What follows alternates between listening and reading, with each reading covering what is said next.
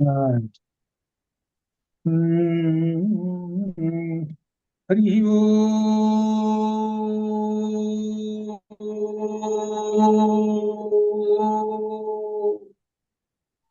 గురు బ్రహ్మ గురు విష్ణు గురు దేవో మహేశ్వర గురు సాక్షాత్ పరం బ్రహ్మ తస్మై శ్రీ గురవే నమః. ఆపదామపహత్తారం దాతారం సర్వసంపదా లోకాభిరామం శ్రీరామం భూయో భూయో నమామ్యహం. శ్రీరాఘవం దశరథాత్మజమప్రమేయం సీతాపతిం రఘుకులాన్వయరత్నదీపం ఆజానుబాహుం అరవిందదళాయతాక్షం రామం నిశాచర వినాశకరం నమామి. యత్ర యత్ర రఘునాథ కీర్తనం తత్ర తత్ర కృతమస్తకాంజలిం బాష్పవారి పరిపూర్ణలోచనం మారుతిందమతరాక్షసాంతకం మనోజవం మారుతతుల్యవేషం జితేంద్రియం బుద్ధిమతాం వరిష్టం వాతాత్మజం వానరయూధముఖ్యం శ్రీరామదూతం శిరసా నమామి. ఉల్లంఘ్య సింధు సలిలం సలీలం యశోకవన్యం జనకాత్మజాయాః ఆదాయ తేనైవ దదాహ లంకా నమామి తం ప్రాంజలిరాంజనేయం. బుద్ధిర్బలం యశోధైర్యం నిర్భయత్వమరోగతా అజాడ్యం వాక్పటుత్వం చ హనుమస్మరణాద్ భవేత్. రామాయ రామచంద్రాయ రామభద్రాయ వేధసే రఘునాథాయ నాథాయ సీతాయ పతయే నమః. రామచంద్ర పరబ్రహ్మణే నమః. వాల్మీకి రామాయణంలో సుందరకాండ అధ్యయనం చేస్తున్నాం. సుందరకాండలో ఈ రోజున 36వ సర్గ 36వ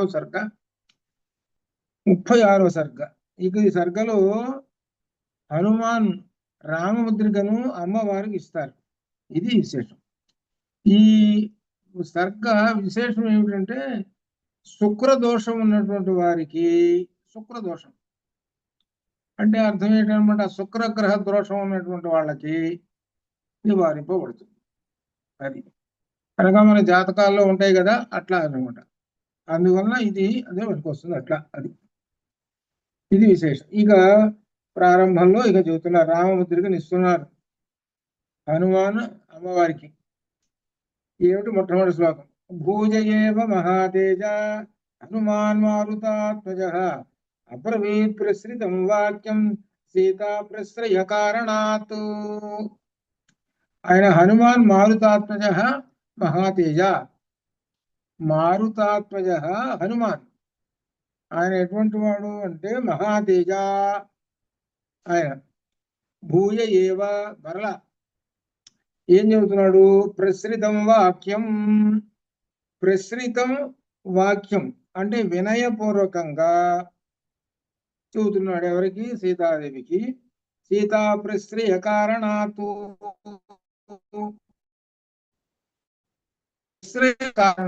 ప్రశ్రయం అంటే నమ్మకం, వినయపూర్వకంగా నమ్మకం కలిగేటట్టు. సీతా ప్రశ్రయ కారణాత్ అబ్రవీత్, సీతాదేవికి నమ్మకం కలిగేటట్టుగా మరలా వాక్యాలు చెబుతున్నారు.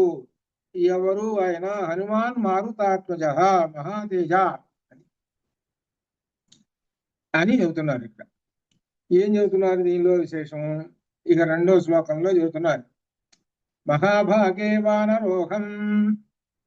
మహాభాగే, మహాదృష్టవంతురాల. అహం వానరః, నేను వానరుడను అని చెబుతున్నాడు. అనగా ఎంత తక్కువగా చేసి చెబుతున్నాడో చూసుకోండి. పైన ఏం చెప్పాడు పై శ్లోకంలో వాల్మీకి గారు? మహాతేజ అని చెప్పాడు. చాలా గొప్ప మహాతేజోవంతుడు. ఆ తేజస్సు అంటే సామాన్యమైన తేజస్సు ఉన్నటువంటి సాక్షాత్ పరమాత్మ స్వరూపుడు. అంత తేజస్సు కలిగినటువంటి వాడు హనుమ అని వాల్మీకి గారు చెబుతుంటే, ఈయన అమ్మవారి ముందు ఎలా చెబుతున్నాడో చూసుకోండి. అహం వానరః, నేను కోతిని అంటున్నాడు. అంటే అర్థం ఏంటి? చాలా సామాన్యంగా చెబుతున్నాడు. నేను చాలా సామాన్యమైన ఒక వానరుడను. అది వినయం. ఇక్కడ ఎందుకంటే నేర్చుకోవాల్సింది ఆంజనేయ స్వామి వారి గురించి. నువ్వు ఎంత గొప్పవాడివైనా సరే పెద్దవాళ్ళ ముందు వినయంగా మాట్లాడాలి.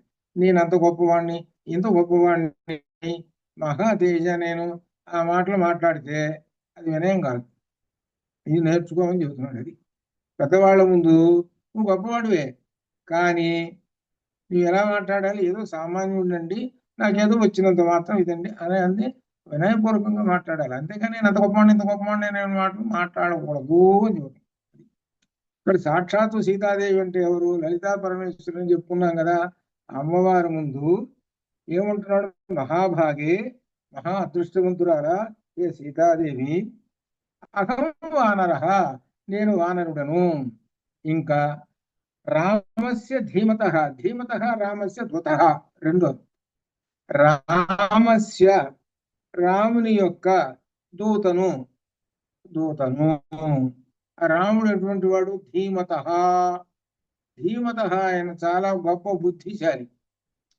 పైనేమో బుద్ధిశాలి అయినటువంటి రాముడు అని చెబుతూనే ఉన్నాడు.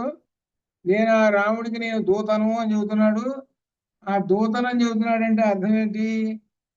రాముడి దగ్గర దూతగా ఉండాలంటే లక్షణాలు ఏంటి? సామాన్యమైన వాడు పనికి వస్తాడా? ఇప్పుడు మహారాజు గారి దగ్గర ఎవరైనా ఉండాలనుకోండి, వాడు సామాన్యుడు పనికి వస్తాడా? మహారాజు ఎంత తెలివిగల వాడు ఉంటాడు. అట్లా ఇక్కడ దీనిలో జాగ్రత్తగా అర్థం గుర్తుపెట్టుకోవాల్సింది. నేను చాలా సామాన్యమైన వానరుణ్ణి, నేను ధీమత రామస్య దూత. ఇది ఈ చెప్పే వాటిల్లో ఉండే వినయపూర్వకమైన మాటలు అర్థం చేసుకోండి అది అని చెబుతూ ఇంకా అసలు విషయంలోకి వస్తాం. ఇదండి మొత్తం ఈ సుందరకాండలో ఉన్నటువంటి గొప్ప ఒక్క లైన్ ఇది. రామనామాంకిత నుంచి ఇదం చ, మరియు ఇదం, ఇదం ఇదిగో రామనామ అంకితం, రామ అనే 2 అక్షరాలు వ్రాయబడినటువంటి అంగుళీయకం, ఉంగరమును, దేవి ఏ సీతాదేవి, పశ్య చూడుము, పశ్య చూడుము. ఇక్కడ విశేషం ఏంటంటే ఆ ఇచ్చాడు అనేటువంటి మాట ఎక్కడ ఉందా చూడండి. ఆ అంగుళీయకం అమ్మవారికి ఇచ్చాడు అనే మాట ఉందా ఇక్కడ? దీనిలో ఇక్కడ విశేషం ఇదే గొప్ప విశేషం. ఏం చేశాడనమాట ఆయన ఆ ఉంగరాన్ని? ఏమంటున్నాడు దీనిలో 2వ లైన్లో? దేవి ఏ సీతామాత, పశ్య చూడుము, అంగుళీయకం ఇదిగో చెయ్యి ఇట్లా. ఇది జాగ్రత్తగా అర్థం చేసుకోవాలి. ఆయన ఈ ఉంగరం ఇటు పట్టుకొని, ఇదిగో ఇటు పట్టుకొని ఆ చేతులు ఇటు పెట్టాడని కాదు అసలు అర్థం, అది కాదు. జాగ్రత్తగా ఇదే అర్థం చేసుకోవాలి. ఏమంటున్నాడు? చేతులు ఇటు పెట్టుకున్నాడు, అరచేతిలో పెట్టుకొని ఏమంటున్నాడు? దేవి పశ్య చూడము, ఇదం అంగుళీయకం అన్నాడు. అది అర్థం. తన చేతిలో ఆ ఉంగరం పెట్టుకొని ఏ సీతామాత అంగుళీయకం పశ్య చూడుము. ఈ అంగుళీయకంలో రామనామాంకితం, రామ అనేటువంటి 2 అక్షరాలు రాసి ఉన్నాయి చూడు అంటూ. ఎప్పుడైతే చూసిందో ఆ ఉంగరము ఇక ఎక్కడ లేని సంతోషం, ఆమెకి ఎక్కడ లేని సంతోషం. ఇక ఆగుతుందా క్షణమైనా సరే? ఆమె ఎప్పుడు చూస్తూనే ఉన్నది కదా ఆ ఉంగరం. రాముడి యొక్క అంగుళీయానికి ఓ రోజు చూస్తూనే ఉన్నది ఆ ఉంగరం. ఇప్పుడు కనపడదు. కనపడేటప్పుడు వెంటనే తీసేసుకుంది. అమ్మయ్య, అది మా ఉంగరమే ఇది, మా ఆయన ఉంగరమే ఇది, ఇది అనమాట. ఇది పశ్యదేవి అంగుళీయకం, చేతిలో పెట్టుకొని, అరచేతులు పెట్టుకొని ఏ సీతాదేవి ఈ ఉంగరాన్ని చూడుము అన్నాడు. అని తర్వాత ఇక 3వ శ్లోకంలో చెబుతున్నాను.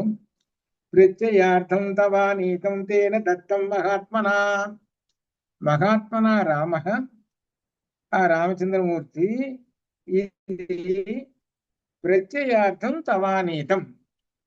ప్రత్యయార్థం అని అంటే అర్థం ఏమిటనమాట?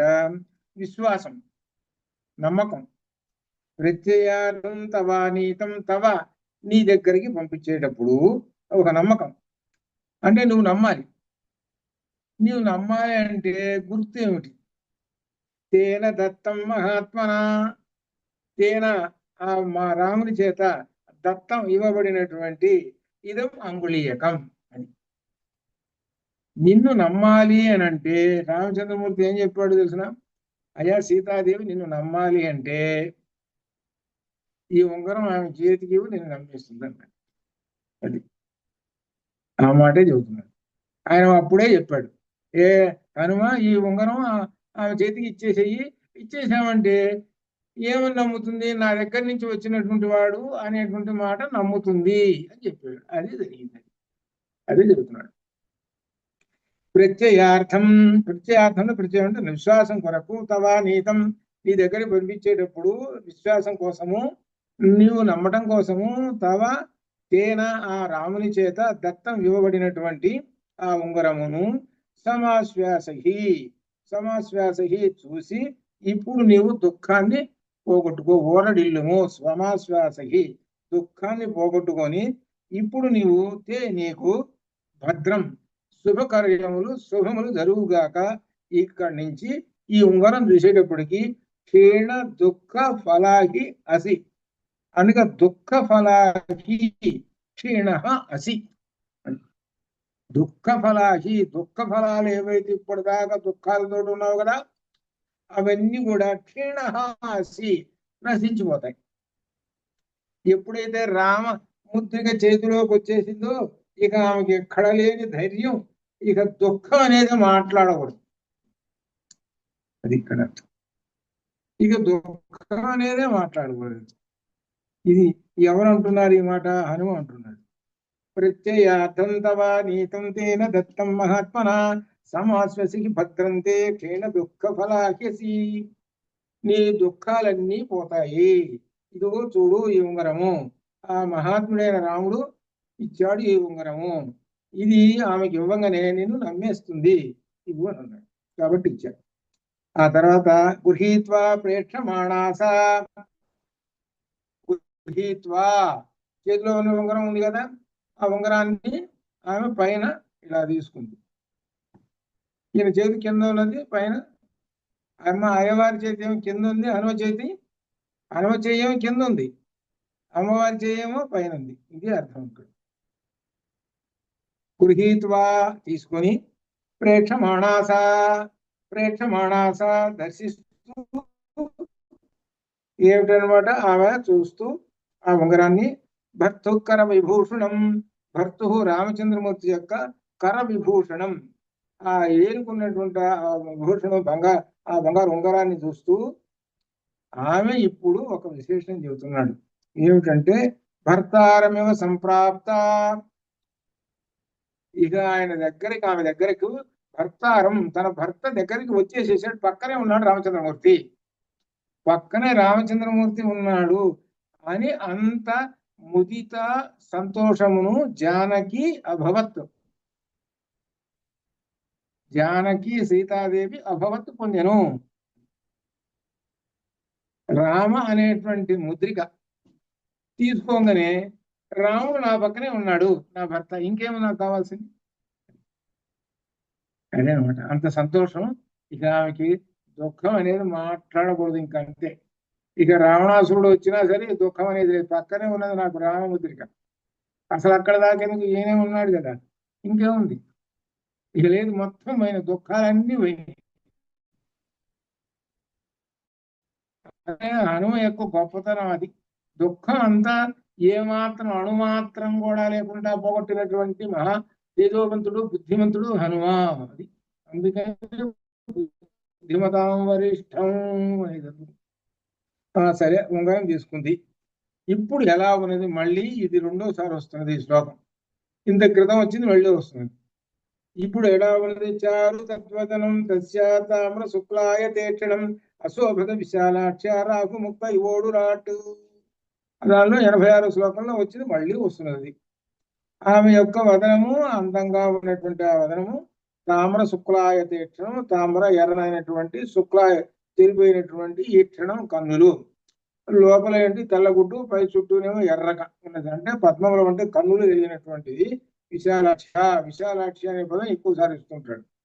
రాహుముక్త యువోడు రాట్, రాహు నోటిలో నుంచి బయటకు వచ్చిన చంద్రుడు ఏ విధంగా తెల్లగా ప్రకాశిస్తూ ఉంటుంటాడో ఆ విధంగా ఆమె యొక్క ముఖము ప్రకాశిస్తూ ఉన్నది. ఇప్పుడు అనగా పూర్తిగా దుఃఖాలన్నీ పోయి ఎంత అందంగా కాంతివంతంగా సాక్షాత్తుగా పూర్ణచంద్ర నిభానన. మనకి ఎక్కడ వచ్చింది పూర్ణచంద్ర నిభానన? లలితలో వచ్చింది. లలితలో వచ్చింది అనమాట. అట్లా ఆ మాట అనమాట. ఆ పూర్ణచంద్రుడు ఏ విధంగా ప్రకాశిస్తుంటాడో చూడముచ్చుటగా చల్లని కిరణాలు ఇస్తూ ఉంటుంటూ ఆ విధంగా అమ్మవారి యొక్క వదనం ఉన్నది. ఇక ఆమె ముఖంలో ఎక్కడా కూడా దుఃఖం అనేది లేనే లేదు అని చెప్పడం అన్నమాట. ఇది రెండోసారి మళ్ళీ వచ్చింది. ఇది రాహుముక్త యోడు రాట్. అక్కడ రాహుముక్త అనే దానికి కూడా అర్థం చెప్పాను. అనగా అర్థం ఏమిటనమాట? ఇక్కడ కూర్చున్నాడుగా ఈయన ఎదురుగా ఎవరు ఆంజనేయ స్వామి వారు కూర్చున్నారు కదా, హనుమాను కూర్చుంటే రాహు ఉన్నాడు, పరిగెత్తాడు. రాహు మింగాడు, చంద్రుణ్ణి మింగాడు. ఆంజనేయ స్వామి వారు వచ్చేటప్పుడు ఈయన వచ్చాడు, లాభం లేదని కక్కాడు, బట్టి భయంతో కక్కేశాడు అని అర్థం. అట్లా ఈ విధంగా రాహువుకి భయం. ఎవరంటే భయం? హనుమ అంటే భయం. అందువలన రాహు మర్దనం అని అంటారు. అది ఈ రాహు అనేటువంటి వాడు జీవితంలో చాలా కష్టాలు పెట్టేటువంటి వాడు. వీడి రాహు అనేవాడు. ఆ రాహువు నుంచి బారి నుంచి తప్పించుకోవడానికి ఆంజనేయ స్వామిని ఆశ్రయించడం, అదనమాట. ఇది విశేషం, దీనిలో అర్థం అనమాట. అంత దీర్ఘమైన అర్థం. కాబట్టి అమ్మవారు అంగం తీసుకొని చాలా సంతోషంగా ఉంది అని అంటూ 6లో తతస్సా శ్రీమతి బాల భక్తృ సందేశ హర్షిత పరితుష్ట కృత్వా ప్రశంస మహాకపిం. మహాకపిం, ఆ మహాతేజ మహాకపి ఉన్నాడే వానరుడు హనుమాన్, ఆయనను ప్రశంస అది. ఇలా తతః సా శ్రీమతి బాల, బాల అనే మాట వేస్తాడు. అంటే బాలా మంత్రము, బాలాదేవి అంటే లలిత అని అర్థం. ఇక్కడ చెబుతూ రెండర్థం, పైకి బాల అంటే చిన్నపిల్లలు అని అర్థం. హ్రీమతి అంటే సిగ్గు పొందింది మనకు. ఎలా సిగ్గు ఏమిటనంటే భర్తృ సందేశ హర్షిక. భర్తృ యొక్క ఆ ఆయన యొక్క ఉంగరం చేతిలో తీసుకొని పక్కనే భర్త ఉన్నాడు అని దాంతో సిగ్గుపడేదనమాట. ఈ సిగ్గు ఎప్పుడు పెళ్లి ఎప్పుడు సిగ్గుందో ఆ సిగ్గు అని అర్థం. అది అసలు విషయం. అది అంత సిగ్గుపడదని అనగా అర్థం ఏమిటి? ఈమెకి ఏమాత్రం భయం అనేది లేదు, దుఃఖం అనేది లేదు, అంత బాగా ఉన్నది. పరితుష్ట ప్రియం కృత్వా, పరితుష్ట బాగా సంతోషించి, ప్రియం కృత్వా ప్రియవాక్యములతో హనుమతో ఈ విధంగా ప్రదర్శిస్తూ మాట్లాడుతుంది. ఇప్పుడు హనుమను మెచ్చుకుంటుంది. అంత క్రితం ఒకప్పుడు హనుమాన్ రావణాసుడు అయి ఉంటావు, మహామాయ, అది ఇది ఈ విధంగా. ఇప్పుడు ఎప్పుడైతే ఉంగరం ఇచ్చేసేసాడో ఆయన, అప్పుడు ఇవ్వాలి ఈ ఉంగరం. ఇవ్వకుండా ఉండటం మధ్య అదే తెలివితేటలు. మొట్టమొదటిలోనే ఉంగరం ఇచ్చాడు అనుకో, ఈ ఉంగరం కూడా రావణాసుడు ఎక్కడో తయారు చేసుకొచ్చాడు రా వీడు, నన్ను బుట్టలో వేసుకోవడానికి వేస్తున్నాడు రప్లా అని అనుకుంటు. ఎప్పుడు ఇచ్చాడు? క్రమక్రమంగా ఈమెకి దుఃఖం తగ్గే కొంది నెమ్మదిగా చూసి అట్లా అన్నాడు. ఇప్పుడు అంటున్నది ఆంజనేయ స్వామిని మెచ్చుకుంటున్నది. ఇది అర్థం అన్నమాట. 7వ శ్లోకంలో విక్రాంతత్వం, త్వం విక్రాంత, త్వం నీవు విక్రాంత పరాక్రమవంతుడవు. ఒకటి. త్వం సమర్థ, త్వం నీవు సమర్థ సమర్థవంతుడు కూడా. పరాక్రమం ఉంటే సరిపోదయ్యా, సామర్థ్యం ఆ పరాక్రమం చూపించడానికి అటువంటి వాడ. ఇంకా విశేషముత్వం, ఏ వానరోత్తమా, ఏ వానరులో శ్రేష్ఠుడైనటువంటి వాడా, త్వం ప్రాజ్ఞ, నువ్వు బుద్ధిమంతుడివయ్యా, నువ్వు పెద్ద తెలివిగల వాడివి అంటున్నా. పరాక్రమం ఉన్నది, తెలివితేటలున్నాయి, చాలా గొప్పవాడి కనుకనే ఏన ఇదం రాక్షస పదం, ఇదం రాక్షస పదం, ఈ రాక్షస స్థానం, ఈ లంక, దీనికి త్వయ ఏకేన ప్రదర్శితం, నీ ఒక్కడివే ఈ లంకలోకి నిర్భయంగా రాగలిగావు. నువ్వు బుద్ధిమంతుడు కాబట్టి రాగలిగావు, మిగిలిన వాళ్ళు ఎవరు రాలేరు అని. ఇప్పుడు నాకు అర్థమైంది, నీ యొక్క పరాక్రమం ఏందో అంత అర్థమైంది. మెచ్చుకుంటున్నది అనమాట.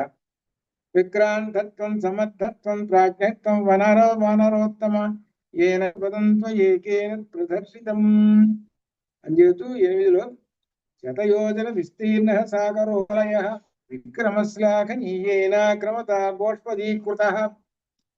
నీకు 100 యోజనములు ఉన్నటువంటి శతయోజన విస్తీర్ణ ఈ సాగరం మకరాలయం, అందులో ముసళ్ళు ఉన్నటువంటి ఆలయం ఈ సాగరం. దాన్ని నీవు దాటేశావు. ఎలా దాటేసి నీకు ఒక లెక్కలోదా? గోష్పదీకృత గోవు పాదం అంత. గోవు ఒక నిలబడ్డది అనుకుంటే చిన్న గుంట పడుతుంది. ఆ గుంటను దాటాలనుకో మనకు ఏముంది, అది పెద్ద లెక్కలోదా? ఏంది అంత సులభము అని అర్థం. అది ఈ సముద్రం దాటడం అడుగు వేయటం, ఒక అడుగు వేసావు అంతే, ఏం లేదు. ఒక్క అడుగు వేసావు అంతే. ఒక అడుగు కనుక వేసావంటే సముద్రం దాటావు. అంత సులభంగా వచ్చేసావు. నీ యొక్క విక్రమ పరాక్రమ సాధనీయేనా శ్లాఘించదైనటువంటిది అని చెబుతాడు. అని దీన్ని బట్టి మనకి ఒక శ్లోకం గుర్తుకొస్తుంటుంది. ఆ శ్లోకం చేర్చారనమాట, దీనిలో రామాయణంలో లేదు. గోష్పదీకృత వారాసి విమశకీకృత రాక్షసం రామాయణ మహామహలారత్నం వందే అనిలాత్మజం. మశకీకృత రాక్షసుల్ని మశకీకృత, వాళ్ళని నలిపినట్టు నలిపేశారు. మశక్వాములు ఇట్లా అన్నమాట. అటువంటి వాళ్ళని చంపేసేసాడని. గోష్పదీకృత వారాసం, ఆ సముద్రాన్ని కంటే రాక్షస సంహారం చేశాడు. అటువంటి ఆయన రామాయణ మహామాల రత్నం అని చెప్తున్నాడు. అని మనం మామూలు ధ్యాన శ్లోకాలు చెబుతాం. అది రామాయణంలో లేదు, ఊరికి అక్కడ చర్చాం. అది ఇక 9. నహిత్వాం ప్రాకృతం మన్యే. ప్రాకృతం అంటే నహిత్వాం ప్రాకృతం మన్యే వానరం వానరక్షభ యస్య తేనాసి సంత్రాస్తో రావణాన్నాపి సంభ్రమ. ఏ వనశ్రేష్ఠ, నీవు సామాన్యుడు వానరుడవని నేను భావించటం లేదు. నువ్వు అసామాన్యుడవు. రావణుని వలన భయము గాని తత్తరపాటు గాని నీకు ఏ కొంచెం కూడా నీకు లేదు. అసలు రావణుడు అంటే ఎంత భయమో కదా, వాళ్ళ రాక్షసులకే భయం, ఇక దేవతలకి చెప్పే పనేది. కానీ నీకు రవ్వంత కూడా రావణుడు అంటే భయం లేనే లేదు. నాకు అర్థమవుతున్నది. అసలు లంకలోకి ప్రవేశించలేదే, నువ్వు ఎట్లా ప్రవేశించావయ్యా? ప్రవేశించలేవు. అసలు లంకిని అక్కడ ఉంది. ఆ లంకిని బలిపెట్టాడు కదా, అయిపోయింది. ఆ లంకిని బలిపెట్టాడంటే అంటే అర్థం ఏమిటి? బ్రహ్మదేవుడు ఏం చెప్పాడు? ఒక వానరుడు వస్తాడు, ఎప్పుడో వానరుడు వచ్చి అప్పుడు నిన్ను ఓడిస్తాడు, అప్పుడు లంకకి చేటు ఓడుతుంది అని బ్రహ్మదేవుడు చెప్పాడు. ఆ వానరుడు ఎవరు? నందీశ్వరుడు. ఆ నందీశ్వరుడే ఈ వానరుడు. ఈయనని తగలబెట్టడానికి వచ్చాడు. అది అర్థం. ఎట్లా అనమాట. నహిత్వాం ప్రాకృతం మన్యే వానరం వానరక్షభ యస్త్రాస్తో రావణాన్నాపి సంభ్రమ ఆర్షసే అర్హసే చ కపిశ్రేష్ఠ అర్హసే చ శ్రేష్ఠ మయా సమిభాషితుం యత్యసి ప్రేషితేన రామేణ విదితాత్మనా. బుద్ధిశాలి అయిన రాముడు నేను పంపాడు అంటే నీవు నాతో సంభాషించు అర్హత ఉన్నది. నాతో సంభాషించడానికి అర్హత నీకున్నది. నిన్ను బాగా కనిపెట్టి అర్థం చేసుకొని రామచంద్రమూర్తి నిన్ను నా దగ్గరికి పంపించాడు. అందుకనే నీకు ఉంగరం దగ్గరికి పంపించాడు. నీవు చాలా సమర్థుడవు, అన్ని విషయాలు నీ గురించి రాముడు కనిపెట్టాడు. అది చెబుతున్నాడు. అని చెబుతూ ప్రేషయిష్యతి దుర్ధక్షో రామో నాహి అపరీక్షితం పరాక్రమ అవిజ్ఞాయ మత్సకాశం.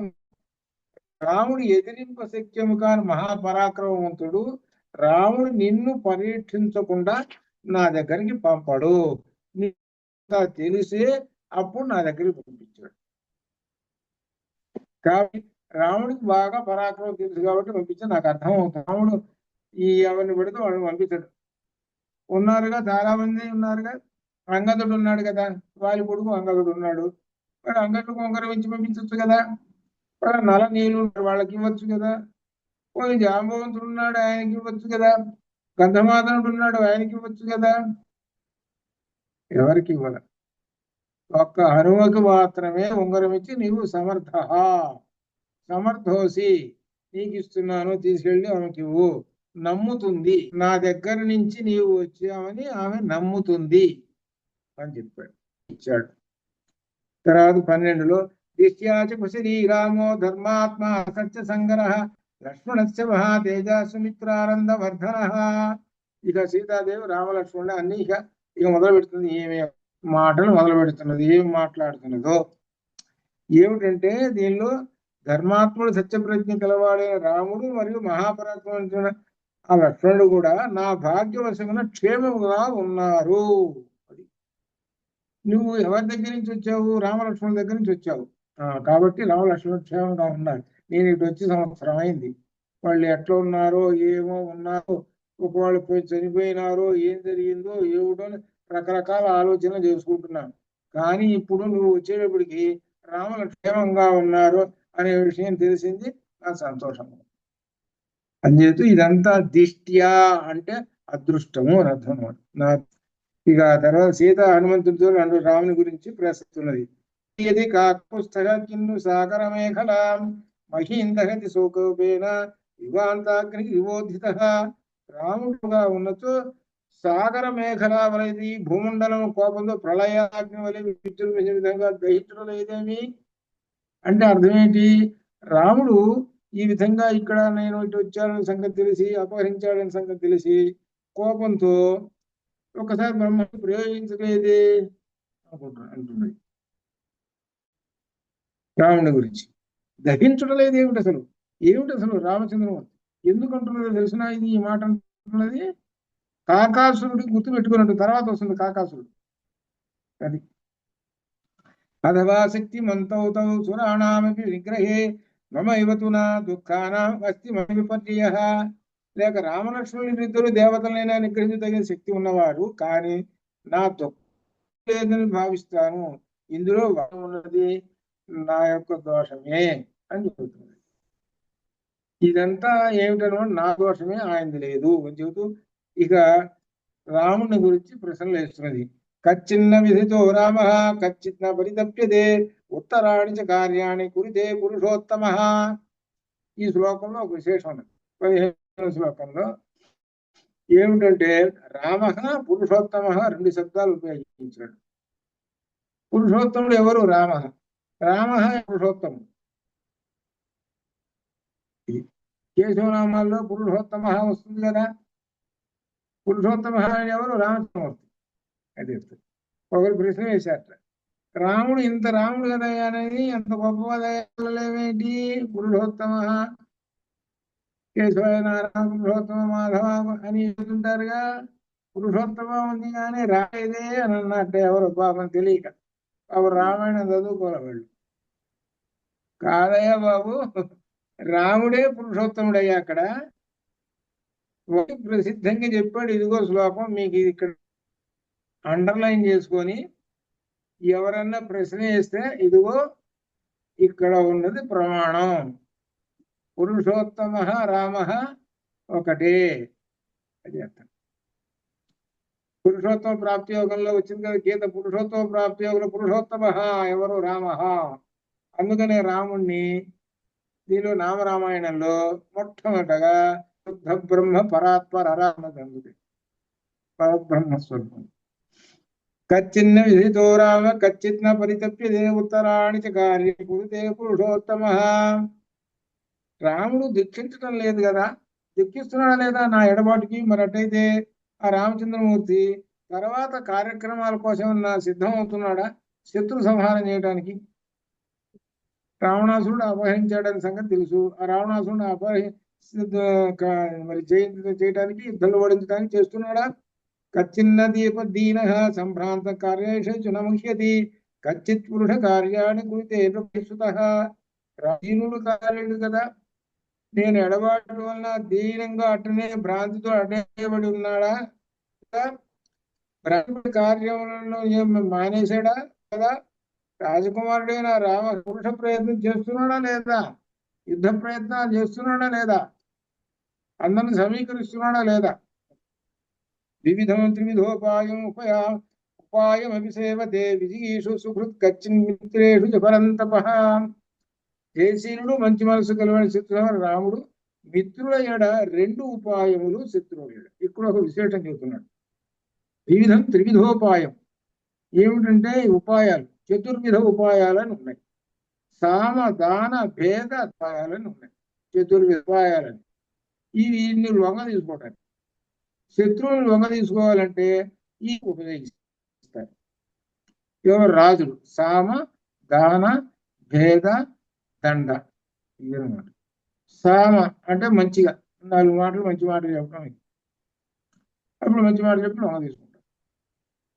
దాన దాన అంటే ఏదో దాన అంటే సంపద, ఏవో డబ్బులు ధనం అనే నా మాట రానని చెప్పి లొంగ తీసుకుంటారు. అదొకటి దాన. దండ దండ అని అంటే అర్థం ఏమిటనమాట, ఇక యుద్ధం, ఇక కర్ర ఉపయోగించడం. అక్కడికి ఉపయోగం లేదనుకో భేద. భేదం అంటే భేదిస్తాడు. వాడి మిత్రులు ఎవరైతే ఉన్నారో వాడికి తగ్గు పెడతాడు. తగ్గు పెట్టి వాడి చేత నేను దండిస్తాడు. అది అర్థం. ఇది ఈ దీనిలోనే 4 ఉపాయాలు ఉన్నాయి చూశారు. 4లో 3 పక్కన పెట్టండి. 3 పక్కన పెట్టేసేసి 4వది ఏంటో తెలిసిన భేదం ఉంది చూశారు. ఈ భేదోపాయాన్ని ఇంగ్లీష్ వాళ్ళు చేశారు. మన దేశంలో వాళ్ళు చేశారు. అంటే ఏం చేశారు, వచ్చి మన దగ్గర ఉన్నటువంటి ఈ జమీందారులు చిన్న చిన్న రాజులకి వీళ్ళందరూ తగులు పెట్టారు. పెట్టి తన్నుకుంటారు అన్నారు. దానికి ఉదాహరణగా ఏంటో తెలిసిన ఏ యుద్ధం తెలిసిన బొబ్బిలి యుద్ధం. బొబ్బిలి యుద్ధం అని ఉన్నది కదా మీ పేరు మీద. అదంటే పోర్చుగీస్ వాళ్ళు వీళ్ళు అటు ఇటు చేరి వాడికి 4 తుపాకులు వీడికి 4 తుపాకులు ఇచ్చారు. విజయనగరం వాడికి తుపాకులు ఇచ్చారు. కొట్టుకుంటారు అన్నాడు. చివరికి కొట్టుకున్నారు. ఇది ఇట్లా అనమాట. ఇది భేదోపాయం అట్లా అనమాట. అంటే ఇక్కడ మన దేశంలో ఉన్నటువంటి వాళ్ళే మిత్రులుగా ఉన్నటువంటి వాళ్ళకి శత్రుత్వం ఉందని తెలిసిందేనంటే అవతల రాజు ఏం చేస్తాడంటే వీళ్ళిద్దరు ఇప్పుడు జరుగుతున్నదే అది మనకి యుద్ధం. నెల నుంచి జరుగుతున్నది యుద్ధం. అది భేదోపాయమే ఇప్పుడు జరుగుతున్నది. అది అనమాట. అంతా ప్రపంచం అంతా ఇప్పుడు అట్లా. సరే, అలా ఈ 4 ఈ ఉపాయాలు దాని ప్రకారంగా ఏం చేస్తున్నాడా ఈ శత్రువులను జయించడానికి అని చెబుతున్నాడు అని ప్రశ్నలు నడుస్తున్నాడు. 18లో కచ్చిత్ మిత్రాణి లభతే మిత్రైశ్చ అభిగమ్యతే కచ్చిత్ కళ్యాణ మిత్రైశ్చ అభి పురస్కృతః. రాముడు మిత్రులను సంపాదించ మిత్రులు కూడా రాముని మైత్రులు కోరుతున్నారా ఏమిటి విశేషం చెప్పు. మరి ఏంటంటే స్నేహితులు ఉంటే గానీ ఈ కార్యక్రమం నెరవేర్చలేరు అని అంటూ కచ్చిత్ ఆశాస్తి దేవానాం ప్రసాదం పార్థివాత్మజ కచ్చిత్ పురుషకారంచ దైవం నిబధ్యతే. దేవతల అనుగ్రహాన్ని కూడా కోరుతున్నాడా లేదా, తన వంతు పురుష ప్రయత్నం చేస్తున్నాడా లేదా. పురుష ప్రయత్నం ఉన్నప్పుడే దైవం కూడా అనుకూలిస్తుంది. కచ్చిత్ పురుష అది పురుష ప్రయత్నం దైవము నీకు సహాయము చేయదు అని అమ్మవారు చెబుతుంది. నీ ప్రయత్నం చేయకుండా నువ్వు హాయిగా కూర్చొని ఆ దేవుడు చేసుకొని పోతుంటాడులే. కొంతమంది ఏమంటారంటే వీళ్ళేం పురుష ప్రయత్నాలు ఇవన్నీ ఏం చేయరు, ఏమైనా వాడు మొహం ఏది రాసుకుంటే అది అవుతుందిలే ఎందుకులే అని సోమరిలాగా మాట అని అలా కూర్చుండేటువంటి వాడు కొంతమంది ఉన్నారు. మాత్రం పురుష ప్రయత్నం ఏమి చేయరు. ఏంటి ఈ మాట అంటుంటారండి. ఇది చూసి ఇంకొకటి నేర్చుకుంటాడు. నువ్వు ఏమన్నా చేసావా చేయలేదా పురుష ప్రయత్నం చేయకుండా అట్లా పరీక్ష రాయలేదండి వాడు తప్పాడు ఏమనాలి, వీడు ఏమంటాడు, వాడు మొహాన్ని రాసి పెట్టింది. అది ఇలా ఎవడైతే అన్నాడు వాడిని పట్టుకొచ్చి ఇక్కడ ఈ సుందరకాండలో నిన్ను చూడ నీ పురుష ప్రయత్నం ఏమైనా చేసావా చేయలేదు, చేయకుండా ఏం చేస్తున్నావు వాడి చేత పరీక్ష రాయకుండా ఏం చేయకుండా శుభ్రం పడుకొని నిద్రపోయినాడు. తప్పిన తర్వాత ఏమంటున్నావు పడిపోయిగా వాడు మహారాజు రాసిపెట్టి అంటున్నావు. ఎంత తప్పు ఇది. ఎప్పుడు పురుష ప్రయత్నం ఉండి తీరాలి. అది దీనిలో చెప్పేది. సోమరితనం పనికి రాదు. ఇది అమ్మవారు చేసిన సోమరితనం పనికిరాదు. ఎప్పుడు పురుష ప్రయత్నం నీ ప్రయత్నం నువ్వు చేసేటప్పుడు అమ్మవారు అనుగ్రహము. అమ్మవారు కానీ అయ్యేవారు కానీ ఇది అర్థం అనమాట. అందుకని ఈ పురుష ప్రయత్నం అనేటువంటిది ఉండాలి, లేకుండా కుదరదు. అది ఇక చెబుతున్నారు ఇంకా. కచ్చిన్న విగత స్నేహక ప్రవాసాన్మయి రాఘవ కచ్చిన్మా వ్యసనాదస్మాన్ మోక్షయిష్యతి వానరా. ఏ వానరా, నేను దూరముగా ఉండటం వల్ల నా ఎందుకు స్నేహము ప్రేమ తగ్గిపోలేదు కదా, ఈ కష్టం నుండి నాకు విముక్తి ప్రసాదించగలడా? ఈ కష్టం నుంచి నన్ను ఈ విధంగా ప్రశ్నలు వేసుకుంటూ కూర్చున్నది ఎవరు? అమ్మవారు.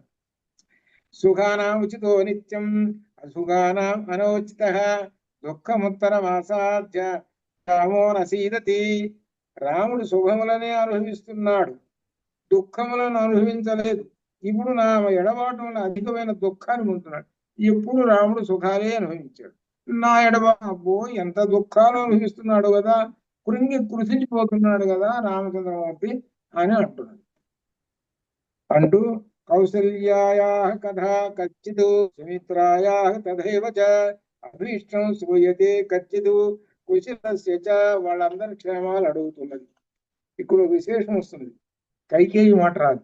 చూడండి, కైకేయి మాట ఎక్కడా రాదు, అందరిని అడుగుతున్నది కైకేయి. కౌసల్య సుమిత్ర భరతుల క్షేమాలు ఎప్పటికప్పుడు వినబడుతున్నాయా అన్నది. భరతుడు ఎవరు? కైకేయి కొడుకే కదా. కానీ ఈ కైకేయే కదా మూలకు ఈ కష్టాలకి. అది మన్నిమిత్తేన మానార్హ కచ్చిత్ శోకేన రాఘవ కచ్చిత్ నా అన్యమనారామ కచ్చిన్మాంతాన ఇష్యతి. గౌరవమునకు తగిన వాడైన రామచంద్రమూర్తి నా నిమిత్తముగా శోకంలో కృషించకపోవడం లేదు కదా. అన్య మనస్కుడు కాకుండా రాముడు నన్ను ఈ దుఃఖం నుండి తరింపచేయను కదా. అన్య మనస్కుడు, నేను ఇక్కడ వచ్చాను కదా, అన్య మనస్కుడు అయిపోయినాడు అనుకోండి, ఇంకా ఎవరినో చేసుకున్నాడు అనుకోండి, అప్పుడు ఏంటి, నన్ను వదిలేసినట్టే కదా. ఇన్ని బాధలతోటి మాట్లాడుతూ చూసుకోండి. కచ్చిత్ శోకేన రాఘవ కచ్చిత్ నా అన్యమనారామ కచ్చిన్మాం తారయిష్యతి. కాబట్టి ఇక్కడ ఏముంటుంది, ప్రాణత్యాగం చేసుకునే వాళ్ళని మనసు లేనివాడు కాకుండా దృఢ నిశ్చయం కలిగి ఉన్నాడా అంటుంది. కృషించిపోవడం లేదు కదా, అన్య మనస్కుడు కాకుండా ఉన్నాడు. అది ఈయన ఏకపుత్రుడు కదా, అన్య మనస్కుడు ఎందుకు అవుతాడు కాదు అని కానీ ఆ యొక్క సందేహాన్ని చెబుతుంది. కచ్చిత్ అక్షోహిణి భీమా భరతో భ్రాతృవత్సల భజిని మంత్రి గుప్తా ప్రేషయిష్యతి మత్కృతే. భరతుడు తన అన్నగారి ప్రేమ ఉన్నవాడు, ఆయన నా నిమిత్తమే మంత్రులచే రక్షింపబడుతున్న భయంకరమైన వీరుల అక్షోణి సేనలను పంపుతున్నాడు కదా. ఆ భరతుడు అక్షోణి సైన్యాలను పంపిస్తున్నాడా యుద్ధానికి అని. అనగా భరతుడు వచ్చి రామపాదుకలు తీసుకున్నప్పుడు అమ్మవారు అక్కడే ఉంది. ఈ యొక్క గొప్పతనం అంతా ఆమె చూసింది.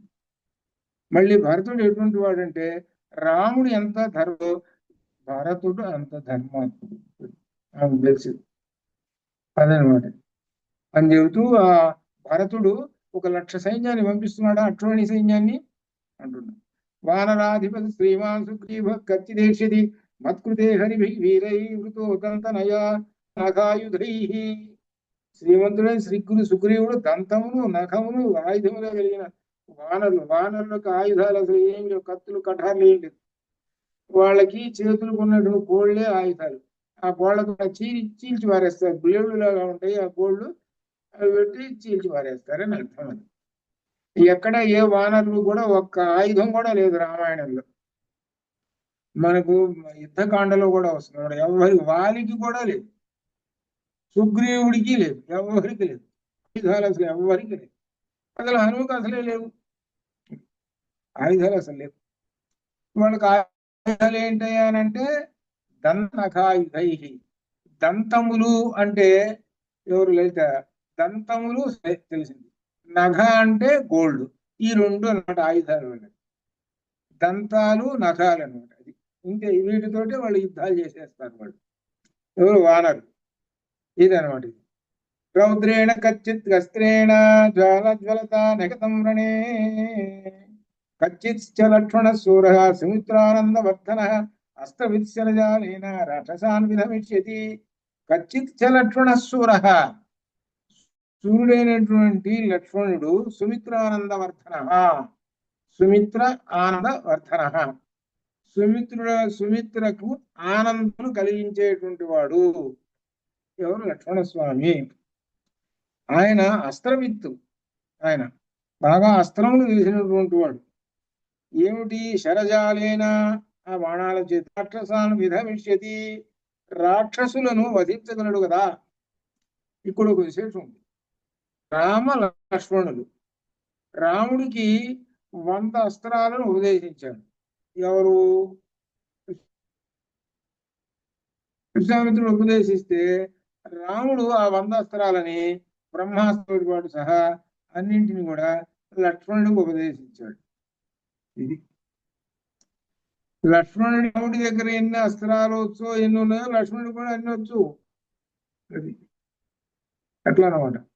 అందుకని ఈయన అస్త్రవిత్ అన్నారు. అది అస్త్రవిత్ శరజాలేన రాక్షసాన్ విధమిష్యతి. ఆ లక్ష్మణుడు తన శర పరంపరతో రాక్షసుని చంపేస్తాడు. రౌద్రేణ కచ్చిత్ అస్త్రేణ జ్వలతాడే ద్రక్ష్యామి అల్పేన కాలేన రావణం సుహృజ్జనం. రావణుడు మిత్రజన బంధు సమేతంగా యుద్ధము మహాభయంకరమై ప్రజ్వలించుతున్న అస్త్రములచే అల్పకాలంలోనే చంపబడుటను నేను చూస్తాను. చావాలి రావణాసురుడు, అస్త్రంతో చావాలి. అంటే ఎంతటి కోపం ఉందో ఈ రావణాసురుడిని చూసిన వాడు చేసినటువంటి దుష్కార్యానికి. అది కచ్చిన్న ఏతు తత్ హేమ సమాన వర్ణం తస్యాననం పద్మ సమాన గంధి మయా వినా శుష్యతి శోకదీనం జలక్షయే పద్మ వివాతపేన కచ్చిన్న తత్ హేమ సమాన వర్ణం తస్యాననం పద్మ సమాన గంధి మయా వినా శుష్యతి శోకదీనం జలక్షయే పద్మ వివాతపేన. రాముని ముఖము బంగారంతో సమానంగా ఉండి తేజస్తో ఉన్నటువంటిది.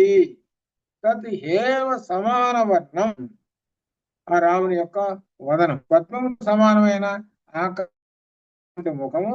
నేను దగ్గర లేకపోవడచే శోకముచే దీనమై సరస్సున నీరు ఎండిపోయినప్పుడు సూర్యరశ్మి వాడిపోయిన పద్మలే ఉన్నది.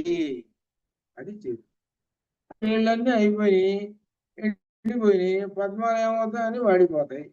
అట్లనే నేను దగ్గర లేకపోయేటప్పటికి అక్కడ ఎలా అయితే వాడిపోతుందో అదేంది అని ఆ రాముని యొక్క మొహం అట్లా అయిపోయి ఉంటుంది అని అంటున్నాడు. అట్లా తన యొక్క భావం అలా చెబుతుంది.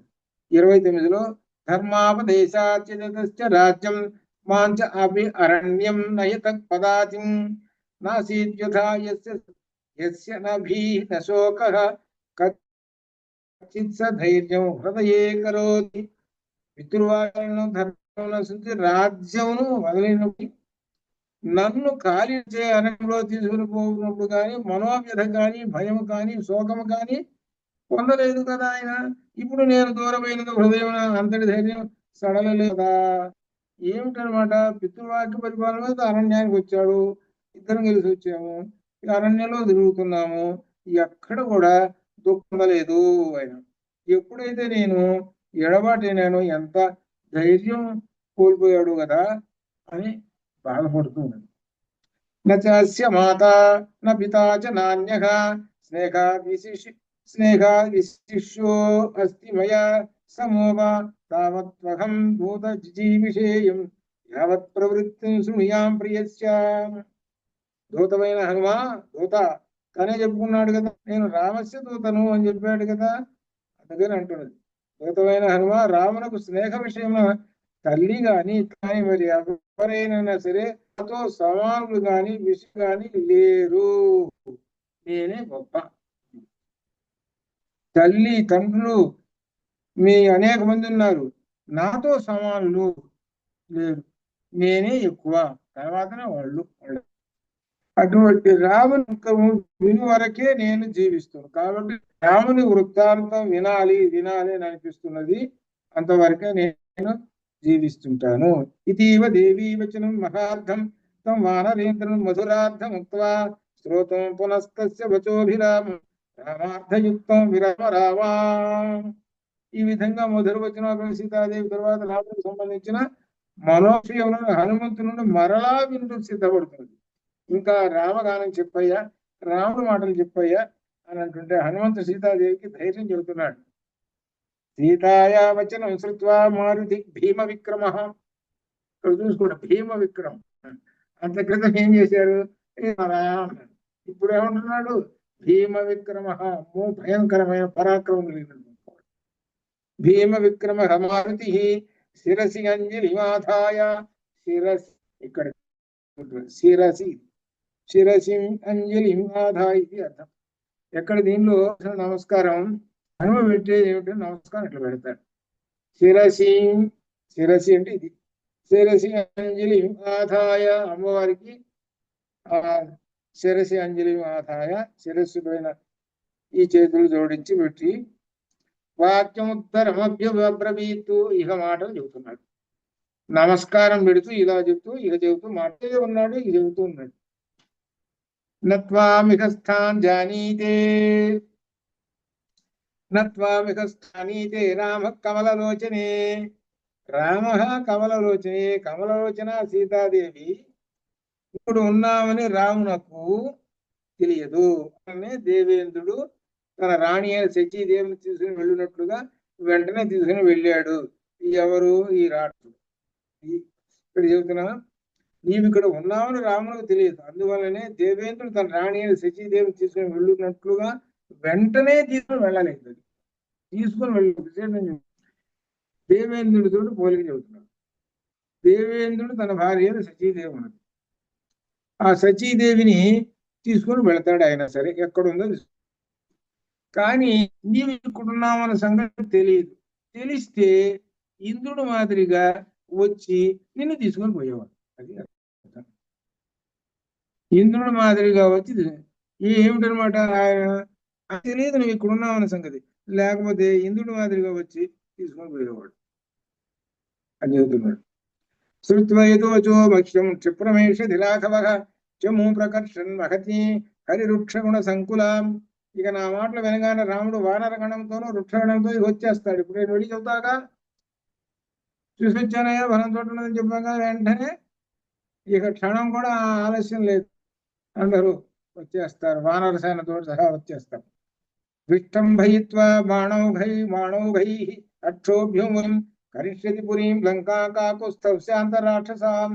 రాముడు తన బాణ పరంపరలచే శోభింపనలవి కాని వరుణాలయమును స్తంభింపజేసి, సముద్రాన్ని కూడా స్తంభింపజేసేసి వచ్చి రాక్షసును సంహరించి లంకా నగరమును మళ్ళా శాంతిని నెలకొల్పుతాడు అని చెబుతూ ఇంకా తత్ర యద్యంతరా మృత్యు యది దేవా మహాసురాః స్థాస్యంతి వధి రామస్య సతానసి వధిష్యతి. ఆ శబరి మార్గములు యముడు గాని దేవతలు గాని అసురులు గాని అడ్డు వచ్చారో చస్తారు వాళ్ళు.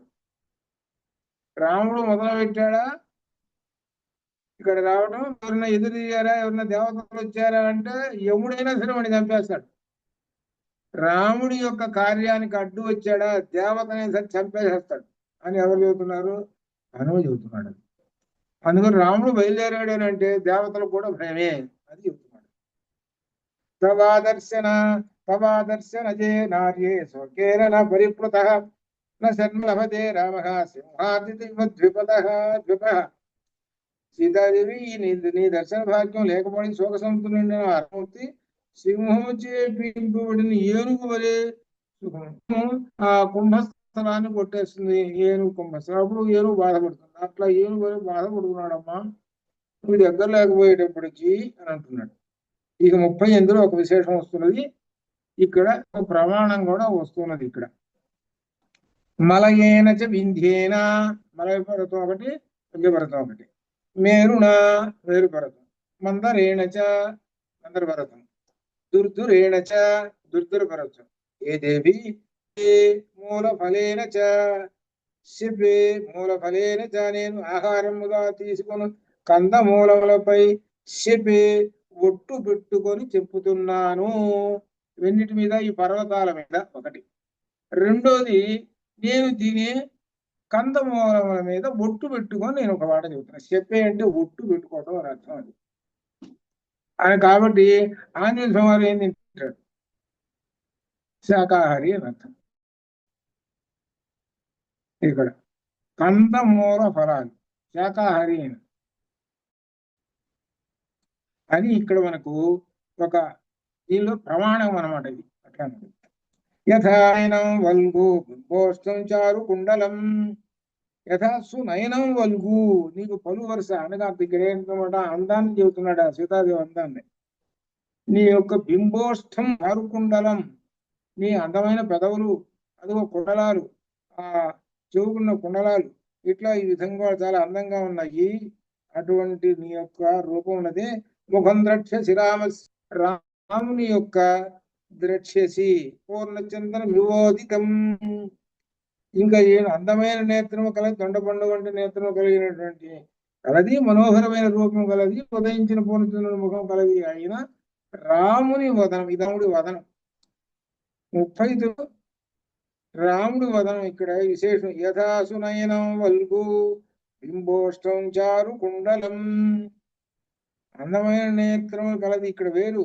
అందమైన నేత్రము కలది దొండపండు వంటి మనోహర రూపం కలది మరియు ఉదయించిన పూర్ణచంద్రుని వంటి ముఖం కలది అయిన రాముని వదనమును దర్శించగలవు. ఇక్కడ దీనిలో విశేషమైన ముఖం ద్రక్షించి అంతే రాముడి యొక్క ముఖాన్ని వర్ణించాడు. రాముడి ముఖం ఎలా ఉన్నది అని అంటే పూర్ణచంద్రం ఇవ ఉదితం ఆయన బింబోష్టం సునయనం వంగు చారు కుండలం ఇట్లా ఈ విధంగా కుండలాలు కూడా ధరించినటువంటి వారి చెవులకు. ఇది అర్థం. అందమైనటువంటి ఆ రాముని వదనమును నీవు దర్శిస్తావు. ఇంకొక విశేషం దీనిలో ఏమిటంటే దీనిలో ఇద్దరికి ఒకటే ఉంటుంది. అయ్యవారి కూడా అందుకనే రామ రామ రెండు ఒకటి. ఈ ఆమె దానిలో అమ్మవారి దానిలో అక్కడ చూసుకున్న అదే అర్థం వస్తుంది. ఏటా చారుకుండలం బింబోష్టం సునయనం వల్గు పూర్ణచంద్రం ఇవ్వండి. ఇది ఆమెకి సరిపోతుంది, అయ్యవారికి సరిపోతాయి, ఇద్దరికి సరిపోతాయి. ఇది అనమాట ఈ విశేషణాలు. ఇక్కడ రాముడు ఎటువంటి వాడు? అటువంటి రాముణ్ణి నువ్వు దర్శిస్తావు. క్షిప్రం దక్ష శివైదేహి రామం ప్రసరమణే గిరవు శతక్రతు వివాసీనో నాగరాజస్య మూర్ధని గజేంద్రమైన ఐరావతం పైన ఇంద్రుని వలె ప్రశ్రవణ పర్వతం పైన రాముని నీవు తీస్తావు.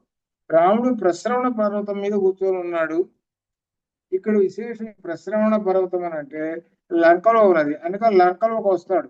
ఆ లంకలో ప్రశ్రవణ పర్వతం మీద కూర్చున్నారు. వీళ్ళందరూ కూర్చుంటారు అనమాట. ఇక్కడ ఆయన్ని చూస్తావు అని చెబుతాడు. అది దేని అంటే గజేంద్రమైన ఐరావతమైన ఇంద్రుని వలె. ఇంద్రుడు ఉన్నాయి కదా ఐరావతం మీద కూర్చున్నటువంటి ఇంద్రుడు, తెల్లగా ఉన్న ఐరావతం మీద కూర్చున్న పెద్ద ఇంద్రుడి వలె చంద్రమూర్తి ఈ ప్రశ్రవణ పర్వతం మీద కూర్చొని ఉంటావు, నువ్వు చూస్తావు అని చెప్తున్నాడు. 41లో ఒక విశేషం ఉంది. దీని మీద ఒక పెద్ద చర్చ జరిగింది. చూద్దాం. నమాంసం రాఘవో భుంక్తే నచాపి మధుసేవతే మన్యం సువిహితం నిత్యం భక్తమశ్నాతి పంచమం. ఈ శ్లోకం కొన్నిట్లో ఉంది, కొన్నిట్లో లేదు. ఏం చెబుతున్నాడు దీనిలో? రాముడు మాంసం తింటాం మానేశాడు ఒకటి. రెండోది నచాపి మధుసేవతే మద్యం తాగటం కూడా మానేశాడు. ఇక వన్యం సువిహితం నిత్యం భక్తం అశ్నాతి పంచమం వనంలో లభించే కందమూలాలు తింటున్నాడమ్మా. ఈయన 5వ కాలం సాయంకాలంలో భజిస్తున్నాడు. అందుట్లో ఎప్పుడో సాయంకాలం 5 కాస్త తింటున్నాడు.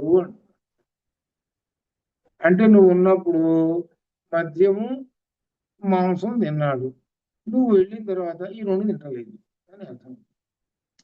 దీన్ని పట్టుకొని ఇప్పుడు కాదు 7-8 ఏళ్ల క్రితం 10 ఏళ్ల మెడ్రాస్ వాళ్ళు దీన్ని గోలవాళ్ళు చేస్తారు రామాయణాన్ని. మన గోల చేస్తున్నాడు ఒకడు. సరే తర్వాత ఇదంతా అయిన తర్వాత చెప్తారు. తర్వాత ఇది మాత్రం కొన్నిట్లో ఉంది, కొన్నిట్లో లేదు. ఇదనమాట ఈ శ్లోకం. సరే ఉంది అని అనుకో, ఆయన మద్య మాంసాలు తీసుకోవడం లేదు, ఇప్పుడు మానేశాడు అని అర్థం. సరే 42 నైవ దంశాన్నమశకాన్న కీటాన్న నా సరీసృపాన్ రాఘవో అపనయేత్ గాత్రాత్మద్గతేనంతరాత్మన వైదేహి రఘు తన మనసును పూర్తిగా నియంతే లగ్నం చేసి ఉన్నాడు. తన శరీరంపై ఈగల వాలిన, దోమల వాలిన, కీటకాల వలన పట్టించుకోవట్లేదు. అనగా ఏమిటనమాట, అంతా నిన్ను స్మరించుకుంటూ ఉంటున్నాడు. చివరికి సర్పములు పాకుతున్నా కానీ తొలగించుకోవటం లేదు, దీనిలో ఉన్నాడు. నిత్యం ధ్యాన పరో రామో నిత్యం శోక పరాయణ నాణ్యచింతయేతు చింతయతే కించిత్ సముకామ వశంగత. రాముడు నిత్యం నిన్నే మనసులో ధ్యానిస్తూ ఉన్నాడు, నిత్యం శోకించుతూనే ఉన్నాడు. అతడు కామపరవశుడై నిన్నే తలుచుకుంటూ ఉంటున్నాడమ్మా అంటూ అనిద్ర సతతం రామ సుప్తో విచ నరోత్తమ సీతేది మధురావాణి వ్యాకరణం ప్రతిబుధ్యతే. ఆ నరోత్తముడైన రాముడు సతతం నిద్రించడం లేదు, అనగా నిద్ర అయిపోయేటానికి నిద్రపోవడం లేదు. నిద్రించిన ఒకవేళ సీత అని అంటూనే ఉన్నాడు ఆయన. అనగా సీత అనే మాటలే గాని రెండో మాటలు ఏం వినపడటం లేదు అంటూ 45లో దృష్ట్వా ఫలం వా పుష్పం వా యద్వా అన్యత్ సుమనోహరం బహుశోహ ప్రియే దేవం శ్వసన్వాం అభిభాషతే. రాముడు గాని పుష్పని అందమైన మరే చూసినప్పుడు హా ప్రియే అంటుంటాడు. పుష్పాలు చూసినప్పుడు హా ప్రియే అంటాడు, ఫలాలు చూసినప్పుడు హా ప్రియే అంటాడు. అంటే వాటిల్లో సీతాదేవిని దర్శనం చేసుకుంటున్నాడు. అనుచు నిన్ను అనేక విధములు స్మరిస్తూ ఉన్నాడు. అనగా ఈ ప్రకృతి ఎవరు? సీతామాత, లక్ష్మీమాత అని అర్థం అనమాట. ఈ అమ్మవారిని దర్శనం చేసుకొని హా ప్రియే అంటున్నారు. ఎవరు? రామ విష్ణువు అని అర్థం. విష్ణువు యొక్క శక్తి లక్ష్మి ఇక్కడ అట్లా అర్థం తీసుకుంటాడు. ఇకపోతే తర్వాత సదేవి నిత్యం పరితప్యమాన స్వామేవ సీతేత్య విభాషమాణ ధృతవ్రతో రాజసుతో మహాత్మా తవైవ లాభాయ కృత ప్రయత్.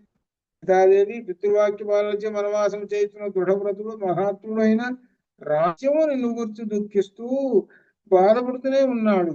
సీత అని నిన్నే పలుకుతూ ఉన్నాడు. సీతే ఎల్లప్పుడు కూడా నిన్ను పొందుటకు తగు ప్రయత్నాలు చేస్తూనే ఉన్నాడమ్మా, ఆయన ఊరిగా కూర్చోలేదు అని చివరికి కంక్లూజన్ లో చెప్పేస్తున్నాడు. సారామ సంకీర్తన వికా రామస్య శోకేన సమాన శోక సన్ముఖే సాంబుధశేష చంద్ర నిషేవ వేద వైదేహ సుతాబభూవ. ఇద్దరు సీతారాములు ఇద్దరు కూడా సమాన శోకముతోటి ఉన్నారు. ఒకళ్ళు ఎక్కువ లేదు, ఒకళ్ళు తక్కువ లేదు. అక్కడ ఆయన ఏడుస్తున్నాడు, ఇక్కడ నువ్వు ఏడుస్తున్నావు, అది ఇద్దరికి దుఃఖమే. ఈ విధంగా హనుమంతుడు రామ సంకీర్తన చేయటొచ్చి రామస్య శోకేన సమాన శోక. ఈ రామ సంకీర్తన చేయటం వలన అమ్మవారి సీతాదేవికి శోకము నశించింది. అప్పుడు ఆమె శరత్కాల ప్రారంభమున కొద్ది నీటితో ఉన్న వర్షాకాలం మేఘ సకలం వలె ఆమె యొక్క ఏమిటనమాట మేఘ సకలంతో ఉన్న రాత్రి చంద్రుని వలె ప్రకాశిస్తూ ఉన్నది అని ఆయనను కొంత ఉన్నది, ఇంకా కొంచెం దుఃఖం ఉన్నది అని చెప్పటం అన్నమాట. వర్షాకాలం నల్లని మేఘం శరత్కాల ప్రారంభమున చాలా వరకు నీటిని వర్షించింది. శరత్కాలం వచ్చింది అనగా వర్షాకాలం అయిపోయింది. శరత్కాలం రాగానే ప్రారంభంలో ఆ మేఘాలలో కొద్ది గొప్ప 1 లీటర్ అయినా నీళ్లు ఉంటాయి అని అర్థం అనమాట. ఇంకా 1-2 రోజులు వచ్చింది శరత్కాలం, 1 వారం రోజులు మొత్తం పోతాయి అని అర్థం. అది శరత్కాలం రాగానే ఆ విధంగానే అమ్మవారికి ఇప్పుడు మొత్తం అంతా పోయింది దుఃఖం. ఇప్పుడు కొద్ది గొప్ప కొంచెం ఉంది అంటే ఇంకేం లేదు దుఃఖం. ఆ దుఃఖం కూడా పోతుంది తర్వాత అని చెబుతాడు. నిషేవ వైదేహ సుతా బభూవ.